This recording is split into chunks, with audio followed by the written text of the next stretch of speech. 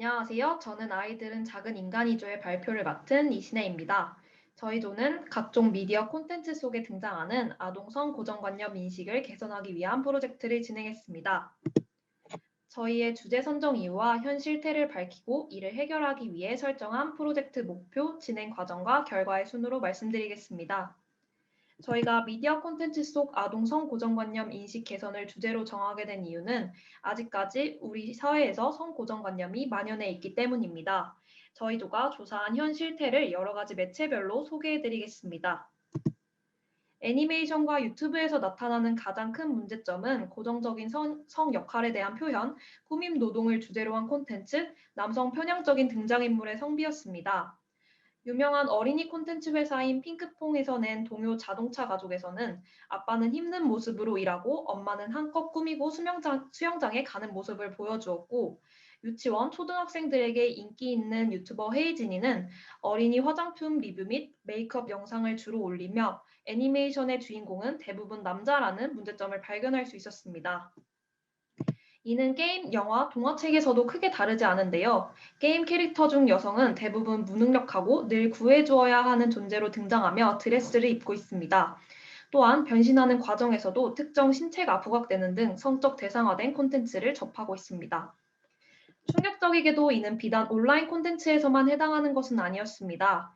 교과서에서도 남녀의 성비가 불균형하며 가사 활동은 여성이, 야외 활동은 남성이 주로 등장하였고, 과학자, 수학자, 운전기사 등은 남자로, 간호사, 주부 등은 여자로만 표현하는 등의 고정적인 성 역할을 보여왔습니다. 그래서 저희는 한국 사회에 만연한 그릇된 성인식과 고정관념을 개선하고자 합니다. 아이들에게는 올바른 성평등 인식을 제공하고 어른들에게는 기존에 가지고 있던 인식에 대한 문제점을 제시하고 올바른 방향으로 나아갈 수 있도록 하는 것을 목표로 설정했습니다. 먼저 저희는 인스타그램을 개설하고 카드뉴스를 제작했습니다. 요즘 핫한 SNS인 인스타그램을 공략하여 프로젝트의 목표와 활동을 알리고 특히 어른들에게 아동 성고정관념 인식 개선의 필요성을 알리고자 하였습니다. 이후 동요 가사지를 제작하여 참여형 이벤트를 열었습니다.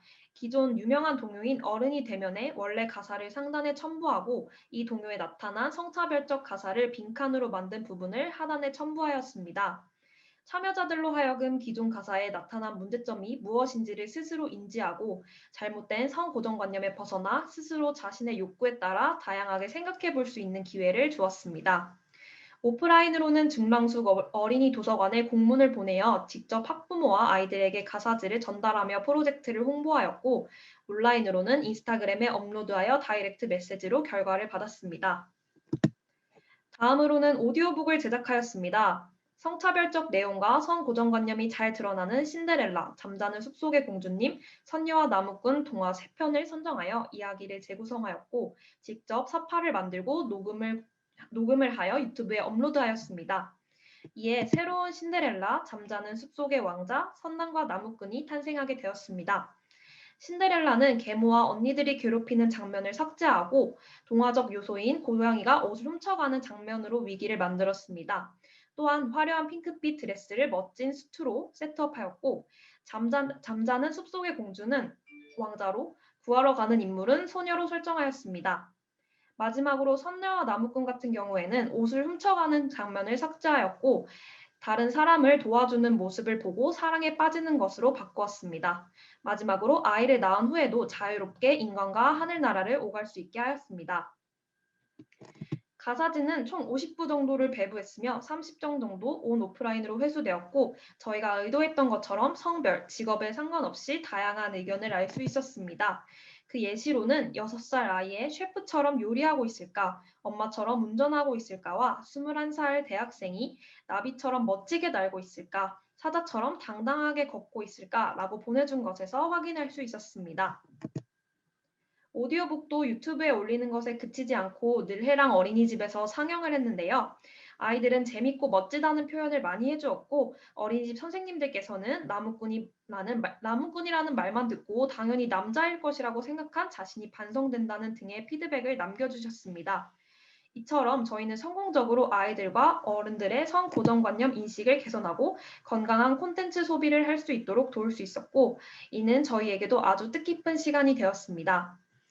발표 시간 관계상 동화를 직접 보여드리진 못했지만 PDF나 요약서에서 첨부한 링크로 들어가셔서 저희의 영상을 꼭 시청해 주시면 감사하겠습니다. 이상으로 발표를 마치겠습니다. 감사합니다.